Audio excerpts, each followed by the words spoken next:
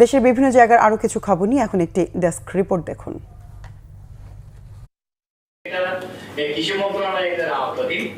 পার্বত্য জেলার পর্যটন শিল্পের সম্ভাবনা, সমস্যা ও করণীয় শীর্ষক সেমিনার হয়েছে খাগড়াছড়িতে। জেলা প্রশাসক ABM ইফতেখারুল ইসলাম খন্দকারের সভাপতিত্বে সেমিনারে বক্তারা খাগড়াছড়ি পর্যটন শিল্পকে কাজে লাগিয়ে কিভাবে পর্যটক বান্ধব নগরী হিসেবে গড়ে তোলা যায় সেসব বিষয় নিয়ে আলোচনা করেন।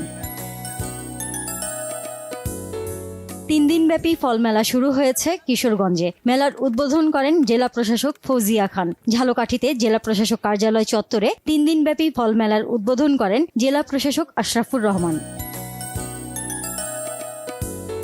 পার্টনার ফিল্ড স্কুল কংগ্রেস সমাবেশ অনুষ্ঠিত হয়েছে জয়পুরহাটে। সদর উপজেলা কৃষি সম্প্রসারণ অধিদপ্তরের আয়োজনে দিনব্যাপী এ সমাবেশ হয়।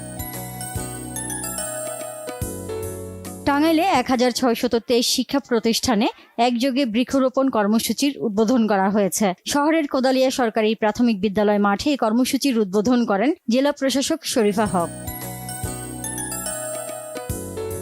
বগুড়ার ঐতিহ্যবাহী মহাস্থানগড়ে পথশিশু ও ছিন্নমূল মানুষদের নিয়ে এক বিশেষ আপ্যায়ন অনুষ্ঠান হয়েছে। প্রেস ক্লাবের আয়োজনে স্থানীয় একটি হলরুমে পথশিশু ও ছিন্নমূল মানুষদের মাঝে দুপুরের খাবার খাওয়ানো হয়। উপস্থিত ছিলেন শিবগঞ্জ উপজেলা নির্বাহী অফিসার জিয়াউর রহমান, বাংলা ভিশন বগুড়া প্রতিনিধি আব্দুর রহিম বগরা, মহাস্থান প্রেস ক্লাবের সভাপতি আনিসুর রহমান মিটু সহ অনেকে।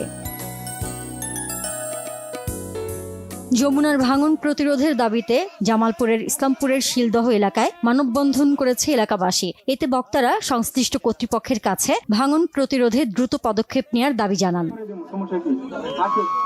Naznin Akter, Bangla Vision, news desk.